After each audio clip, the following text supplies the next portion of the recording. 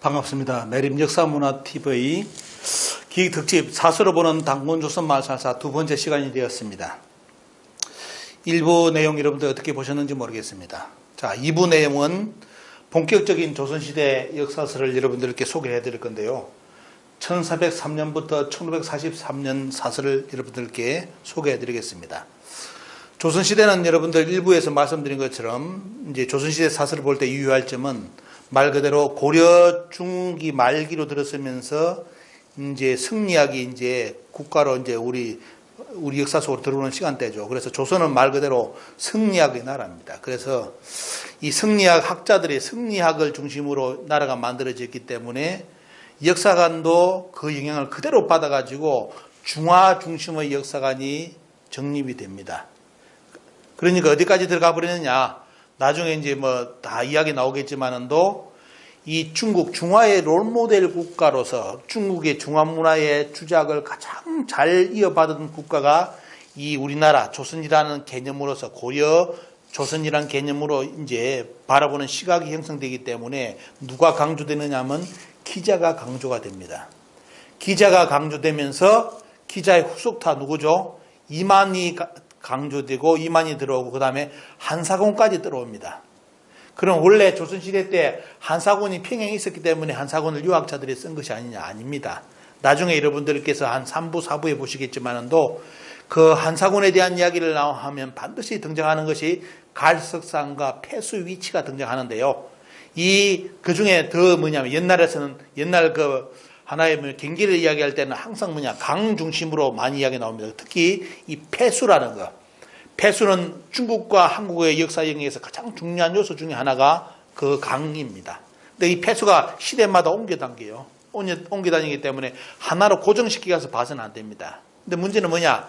조선시대 유학자들이 그 폐수의 위치를 참 너무 중화에 대한 롤모델 국가로서 사모하는 마음이 짙어가지고 기자를 우리나라 끌어들이기 위해서 또한 그 후속탄 이만을 끌어들이기 위해서 또 그 역사가 연결되는 것이 한사곤으로 연결되는 그 역사를 우리 역사에 끌어들이기 위해서 폐수의 위치를 지금의 우리나라 조선 대륙 한반도 일명 이 한반도도 원래 일제 용어이기 때문에 없애야 되는데 대체 용어가 지금 거의 없습니다. 이렇게 너무 입에 발려버리는 소리가 됐는데 그 폐수의 위치를 우리가 살고 있는 역사 영역 역사형으로 끌고 들어온 인물들이 유학자들입니다. 그래서 조선시대 사서의 특징은 뭐냐면 단군에 대한 인식과 더불어 기자, 이만, 한사곤까지 우리나라 역사 영역으로서 끌어들이려고 했다. 이것이 조선시대의 가장 큰 특징이라는 거. 이걸 생각하시면서 역사서를 분석을 해야만 그 내용을 실체를 알 수가 있습니다. 먼저 여러분들께서 1403년 바로 근근의 동국 사략을 볼 건데요. 여기에도 틀림없이 우리나라 나라를 세웠기 때문에 역사서를 써야 되지 않습니까? 동국 사략을 썼는데 그 첫 출발이 되는 나라가 뭐냐면 단군조선이라고 명시를 했습니다. 단군조선이라고 명시를 했고요. 그 다음에 여기 보시면 쭉 이야기 신인의 이야기 나오고 보면 구이족에 대한 이야기, 동이족이 9개라는 구이족 아시죠? 그런 기록이 딱 등장합니다. 등장하면서 신인 당군께서 태백산에 내려와가지고 어때요? 나라를 세웠다. 쭉 이야기 나오면서 이제 백악산 아사달에 대한 기록이 나오고 있고, 그리고 이제 역사 기록이 언제까지 갔느냐 하는 내용이 쭉 전개되어 있는데 보면요. 하여튼 여기에서는 이제 1403년 기록에서는 단군조선을 역사의 시발점으로 잡았다는 것이 가장 큰 특징이라는 거 여러분들이 볼 수가 있습니다. 자, 다음 넘어가 보겠습니다. 1436년 동국 세년가입니다. 자, 동국 세년가는 여러분들 세종 18년 왕명으로서 이제 만들어진 내용인데 보면요. 동국 세년가를 편찬했는데 역대 세년가를 역대 세년가는 상편인 역대 세년가, 하편인 동국 세년가가 등장하는데 1436년에 동국 세년가가 역사서에 이제 등장을 합니다. 여기에 보시면 뭐가 나오느냐 볼까요? 요동에 따로 한 세기가 있으니 산천임의 풍기는 저절로 구분되네. 삼면은 바다요. 그 북쪽은 위는 어때요? 육지로 이어져 그곳에 몇리 만리가 되는 고국이로세. 자, 삼면님 바다인 지금의 현 한반도를 이야기하죠. 그 위에 또 어때요? 큰 뭐다? 자, 육지가 있는데 거기에 만리가 되는 고국, 옛날에 나라가 있다. 그 나라는 누가? 단군이 열었다. 이름을 조선이라 했다. 이런 기록이 명확하게 기록된 것이 동국 세년가입니다. 자, 세종대왕 때도 그렇고 역사서에 어때요? 이런 기록이 엄연히 존재해가지고 역사의 시발점이 어딘지를 명확하게 기록을 해놓습니다. 자, 이 내용을 여러분들이 한번 확인해 보시고요. 자, 1440년, 1500년에도 이 책이 다시 나오는데 바로 뭐냐면 근문계몽이라는 책입니다. 자, 보시죠. 근문계몽은 뭐냐면 이것은 지금 일본 동경대학 오구라문구에 있는 내용을 캡처한 내용입니다. 여기도 보면 뭐 나오냐. 단군에 대해서 성이 환시면서 때 왕금이었고 국호를 조선이라 했다. 쭉 나오죠. 요 임금 바로 무진년이었다. 이런 기록이 쭉 나옵니다.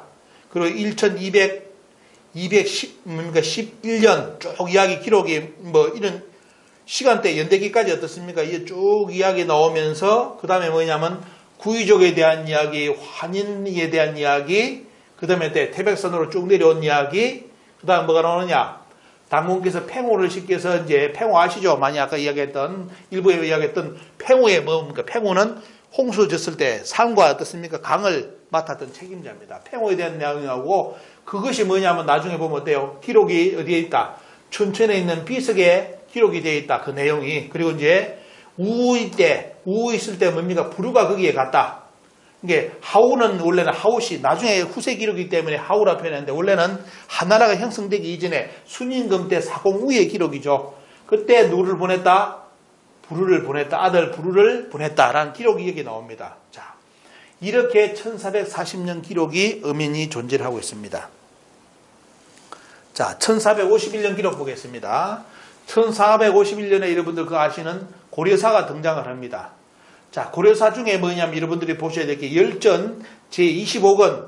자, 그 신화 중에 백문보라는 신하가 했던 말을 기록을 해 놓은 것인데 여기서 우리가 참고로 볼 것은 제1절입니다. 자, 오동방, 우리나라 역사죠. 동방은 단군으로부터 자부터 어떻습니까? 어디까지? 지. 단군으로부터 지금까지 몇 년이 되었다? 여기 보시면 돼요. 3600년이 되었다는 기록이 나와 있습니다. 이 말은 어때요? 지금 우리나라 주류 사학계에서 이야기하는 것처럼 단군은 고려 때 대몽항쟁기를 이겨내기 위해서 임시로 만든 그런 역사다. 이렇게 지금도 주장하는 인간들이 있는데 이 내용을 본다면 어때요? 과연 임시로 만든 단군일까요? 우리 민족을 결집시키기 위해서? 아니죠. 여기 보신다면 어때요? 단군의 영년까지, 연대기까지 끼고 있을 정도라면 어떻습니까? 이런 명확하게 역사가 살아있던 단군에 대한 기록이 아까 최치원에 어떻습니까? 기록에 살아있었던 것처럼 엄연히 살아있었던 기록입니다. 고려시대에 단군이 만들어졌다? 새빨간 거짓말입니다. 여러분들 확인하시죠? 자, 그러면서 어때요? 뒤에 넘어가 보시면 거기에 뭐가 나오냐? 열전 제35권에 등장하는 것이 뭐냐면 신지비사가 등장합니다. 여러분들 신지비사가 뭔지 아시죠? 일명 서효사라고 나옵니다. 신지비사의 내용은 뭐냐? 단군께서 조선을 여실 때 하나의 나라가 아니라 세 개의 나라로 나눠서 다스렸다. 진안, 번안, 마한. 진안, 번안, 마한을 세 개로 나눌 때 가지고 뭡니까? 그것을 뭐냐? 사만광경이라 부릅니다. 고조선은 하나의 나라가 아니라 사만으로 다스렸다는데 그 내용이 실린 것이 바로 어때요? 저울에 비유해가지고 저울 어떻습니까? 저울을 여러분 옛날 저울 기억나시죠? 이렇게 들고 있으면 이게 무게 맞추는 거. 이것처럼 삼각형을 이제 트라이앵글. 쉽게 말하면 삼각형을 가지고 아주 중심점을 맞춰가지고 균형 있게 다스리는 걸 표현했는데 그 내용을 기록한 것이 바로 신지비사 내용인데 그 내용이 고려사 제35권에 등장을 합니다. 그러면서 돼요. 단군께서 뭐다? 70개의 나라로부터 뭘 받았다? 조공을 받았다는 기록이 나오는데 나중에 조선을 이뤘던 태종이 이 내용을 보고 너무 충격받아가지고 신지비사를 직접 불을 태워버렸다는 기록이 태종실록에 등장하고 있습니다. 자, 단군께서 70개의 나라로부터 항복을 받아서 조공을 받았다. 참, 이 이야기하면 누가 또 한파 국뽕이라 이야기죠. 유사사학이라고 그죠? 그 인간들은 우리나라 사람 아닙니다. 외놈도 그렇게 이야기 안 합니다. 왜? 이렇게 고려사에 등장하고 있잖아요. 왜 우리나라 역사에 등장하는 것을 부정하고 제 주장을 팹니까? 외놈이라면 펼 수가 있어요. 보면요. 진화인이라면 그렇게 펼 수가 있죠. 그죠? 하지만 한국인이라면 어때요? 우리 사수에 남아있는 인정된 사수에 남아있는 고조선이 3개 있고 70개국으로부터 한국을 받아 조국을 받았다는 기록이 나와 있는데 왜 이것이 유사사기고 환빠고 국뽕이냐 말이죠. 그렇게 주장하는 생각의 뚜뇌 자체가 어떻습니까? 이 좀비보다 넘어선 이 바이러스예요, 바이러스. 그죠? 코로나19보다 더 더러운 바이러스입니다. 그죠? 이런 내용이 이렇게 엄연히 고려사에 등장하고 있고, 또 하나가 뭐냐면, 그럼 그런 내용이 과연 그것만이냐? 아니라도요. 성경의 일기 영조편을 한번 보겠습니다. 영조편 44년에 뭐가 나오냐면, 그때 일기가 쭉 기록되어 있고, 비가 왔다는 내용이 있고, 자, 그때 뭐냐면, 영조대왕이 자, 신하를 부릅니다. 그래서 임금께서 말씀하시길 유신은 고려사 초군을 들고 입시하라 하고 탑교를 내리셨다. 그래서 두 사람이 들어오는데 이병정과 이명훈이 들어오는데 영조대왕이 뭐라 합니까? 자, 병정이 뭡니까? 상번 사관은 제왕 목록을 읽어라. 제왕이 옛날 어떤 제왕이 있었는지 이름을 쫙 대면서 목록을 읽었겠죠. 그 다음에 뭔 이야기를 하느냐? 자, 명훈이는 단군편을 읽으라. 하번은 단군편을 읽으라 나옵니다. 그래서 명훈이 읽으니까 뭡니까? 영조대왕께서 뭐랍니까? 영조께서 단군의 아버지는 옛말에 단훈이라고 하였는데 사실인가 아닌가 쭉 이러면서 대화를 나눈 내용이 있어요. 그러면서 마지막에 병정이 뭐냐? 단군은 우리 동방국의 최초의 임금이 되신 분입니다. 이렇게 이제 하면서 이 내용이 나갑니다. 자, 여기서 우리가 주목해야 될 바는 뭐냐? 우리가 지금 알고 있는 우리 박물관에 있는 우리 남아있는 고려사에는 단군편이 없습니다. 단군편이 없는데 문제는 뭐냐? 1768년 영조 44년 기록에는 단군편이 있다고 나옵니다. 그래서 직접 단군편을 신하가 읽고 영조대왕이 거기에 대해서 대화를 나눈 내용이 성정은 일기에 기록이 되어 있습니다. 그럼 국민 여러분 한번 생각해 보시기 바랍니다. 자, 이때까지 고려사에 있었던 단군편을 누가 없앴을까요? 누가 단군의 역사를 이 책을 내용에서 뺐을까요? 제거를 했을까요? 틀림없이 있었던 사서인데 누가 의도적으로 고려사에서 단군을 뺐을까요? 이거는 우리 국민들이 생각을 해봐야 됩니다.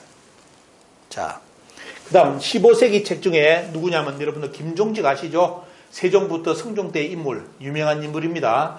김종직이 개인 시집을 만듭니다. 그 이름이 천구풍화집이라는데 거기에 뭐가 나오냐면 단군 조선시대 때의 옛날에 어떻습니까? 옛날에 신비로운 이야기다 해가지고 신비로운 시다. 그런 개념으로서 뭘 기억하느냐. 자, 뭐가 나옵니까? 여러분들 박스 안에. 바로 고려사에 아까 기록을 해놨던 신지비사. 고조선이요. 세계였고, 사만이었고, 70개국으로부터 조국을 받았다는 내용이 이 기록에, 자, 김종직의 천구풍화집에 소개되어 있습니다. 이 내용은 언제 시대 때다? 단군 조선시대 때라고 명확하게 시기를 표현해놨습니다. 이런데도 단군이 신하고 공과 호랑입니까? 유사사기입니까? 이걸 환빠라고 이야기합니까? 국뽕이라고 이야기합니까? 오늘 여러분들 이 강의 들으신 분들은 앞으로 그렇게 주장하는 사람들은 외놈이라고 부르면 됩니다. 물론 지금의 일본 국민을 욕하는 게 아닙니다. 그 시대 때 우리 역사를 망치려고 했던 그 인물들, 그래서 우리는 그렇게 불러야 됩니다. 자, 1461년 응제시주입니다. 자, 여기에 보시면 뭐가 나오냐. 단군은 국후를 조선이라 했고 처음에 수도를 평양이고 후에 백악으로 이도하였으며 향년이 1048년이다. 1048년 아까 이야기 나왔죠. 일부에서 48년이다. 그 다음에 기자가 왔다. 이런 내용의 기록이 응제시주입니다. 자, 이렇게 엄연히 지금 역사 기록이 살아있는 걸 여러분들께 전해드립니다. 그 다음에 1476년 삼국사전료가 나옵니다. 삼국사 전료인데, 삼국사 전료. 여기 보시면 돼요. 여기도 보면 명확하게 뭐다? 삼국사 전료에 우리 역사에 대해서 단군 조선이라고 나오고 있고요. 보면요. 동방에 뭐다? 9개의 동유족 이름이 쭉 등장합니다. 그래서 9종의 뭡니까? 9종의 동유족이 있었다. 거기에는 군장이 없었는데 누가? 단군이 와서 군장이 되면서 왕이 되면서 어떻습니까? 나라 이름을 조선이라고 했다. 그때는 뭐다? 요임금 시대의 무진년이었다. 쭉 기록이 되어 있죠. 평양의 도읍을 정했고 백악산으로 천도를 했다는 그런 기록이 쭉 내려옵니다. 자, 이렇게 1476년 삼국사 전료에 우리 역사의 기록이 전해지고 있습니다. 1484년 동국통감 뭡니까? 서거정의 동국통감입니다. 여기서도 짧게 보겠습니다. 자, 당군 조선에 대한 기록이 등장합니다. 아까 그런 기록이 쭉 나오죠. 국호를 조선이라 했고 무제년이었고 쭉 기록이 나오면서 자, 여기서 특이한 점이 뭐냐? 1048년이 지금 우리나라 국민들이 당군 할아버지가 1048년 동안 아주 장수하시다가 산신이 되가 돌아가셨다고 이렇게 꼴값 드는 이야기를 지금도 가르치고 있는데 자, 동국통감에는 뭐라느냐? 이것은 1048년 나오죠? 1048년 자는 그죠? 48년 자는 뭐다? 단시 전세다. 당군 할아버지가 대대로 전해진 뭡니까 보면 전세의 역사다. 당군 혼자 다스리는 게 아니라 돼요. 세세로 전해지고 1대 당군, 2대 당군 전해져 가지고 나온 것이지 뭐다? 비당군지 수야다. 당군의 수명을 이야기하는 것이 아니다라고 1484년 동국통감에 기록이 되어 있습니다. 자, 그 다음에 1487년에 등장하는 것이 바로 필연잡기, 서거정이 쓴 겁니다. 필연잡기가 등장하면서 여기서도 돼요. 앞에 있었던 내용이 쭉 등장하면서 뭐다? 무진원년에 아사달에 도읍을 했다는 기록, 그 다음 그 기록이 쭉 여기에 등장하고 있습니다. 뭐 다른 내용은 너무 이제 비슷한 내용이기 때문에 자, 그런 기록이 뭐 소개를 하는 것을 그냥 생략하고 넘어갈 거고요. 그 다음에 1540년 표제 음주 동국 사략입니다. 자, 여기에 여러분들이 이제 보셔야 될 게 뭐냐면 조선 중종 시기에 유일영이 이제 성종 때 만들어진 관찬 역사서인데 자, 동국통감을 주요 대본으로 삼아서 이 책을 만들었습니다. 여기에 우리가 생각해야 될 게 뭐냐면 다시 봐야 될 게 자, 앞부분입니다. 자, 노란 박스 첫진 부분에 뭐가 나옵니까? 동국 세년가가 등장합니다. 1436년에 다시 동국 세년가가 여기에 표기되어 있어요. 요동에 하나의 나라가 있는데 거기 뭐다 아까 얘기했죠. 보면요. 인만리에는 고국이 있다. 당군님께서 그 나라를 여셨다. 그 기록이 여기에 쭉 이렇게 전개되어 있습니다. 향국 여기도 때 수명이 아니라 나라를 다스리는 것이 1048년이다. 국가의 수명을 이야기하고 있죠. 보면요. 이렇게 1540년 표제 음주 동국 사략은 우리 역사를 기술하고 있습니다. 자, 마지막 소개해드릴 것도 있는데 보면요. 자, 여러분들 많이 아시는 동문 선습입니다. 어린 아이들이 배우는 역사책 서당 가면 몸을 흔들면서 이제 배우는 책 중에 하나인데요. 그 중에 뭡니까? 어린 아이들이 깨우쳐야 될, 먼저 읽어야 될 내용인데 여기에 보면 우리 역사의 정립을 이렇게 해놨습니다. 동방에 군장이 없었다. 당군께서 내려와서 나라를 세웠다. 국호를 조선이랬다. 그분은 당군이었다. 이런 기록이 1543년 동문 선습에 그대로 기록되어 있습니다. 이렇게 다 알고 어때요? 우리 역사에 기록이 나옵니다. 그죠? 기록이 되어 있고. 그래서 이걸 보신다면 일본이 이제 나중에 보시면 본격적으로 자기들이 만든 조선사를 우리나라에 가르칠 때 이런 역사 기록을 보면 반드시 없애야 될 인물이 누군지 아시겠죠? 주 타케시 누군지를 아마 여러분들이 눈치채실 겁니다. 그래서 결국은 뭐냐면 일본은 우리나라를 침략하기 전부터 조선사의 틀을 다 만들어 가지고 들어옵니다. 그 내용도 여러분들께 공개를 해드리겠습니다. 이렇게 자, 역사서가 사라지면서 역사서에 이제 기록이 되어 있는데도 이런 역사서가 어때요? 나중에 이제 대항쟁기를 거치면서 이 내용들이 다 이제 무시되고 어떻습니까? 일본 역사, 일본인들이 만든 역사로 이제 하나로 만들어지는데요. 일단 이번에 2부의 마지막으로 여러분께 부탁드리는 것은 자, 이런 역사를 여러분들께서 보시고 혼자 만족하지 마시고요. 많은 분들께 이 내용을 전해 주시기를 부탁을 드립니다. 특히 이 역사책을 들이대면서 20부작 이상을 강의한 것은 아마 역사의 처음일 겁니다. 하나하나 자료를 여러분께 음선해서 보여드리니까 이 내용을 보고서도 우리 역사를 부정하는 사람은 진짜 우리나라 사람 아닙니다. 그죠? 다른 나라 사람이라도 이 내용을 본다면 우리 역사에 대해서 다시 한번 관심을 가질 수 있을 겁니다. 그래서 많은 후원을 부탁을 드리고 오늘 2부 강좌는 여기서 마치겠습니다. 감사합니다.